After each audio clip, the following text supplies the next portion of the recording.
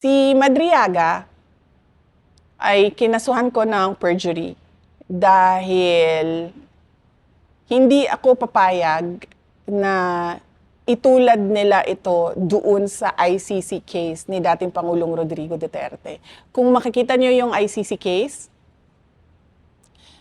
ang mga unang sinabmit doon ni Trillanes ay si Las Cañas at si Matubato. Kasi galing yun dito, di ba? Sa atin, sa Pilipinas. Meron silang hearing, pinabayaan sila ni PRD na magsalita, nagsalita sila, nagpa-interview sila, ganon. Pero hindi question yung credibility nila. Parang tinanggap na lang ng lahat na totoo yung sinasabi ng witnesses.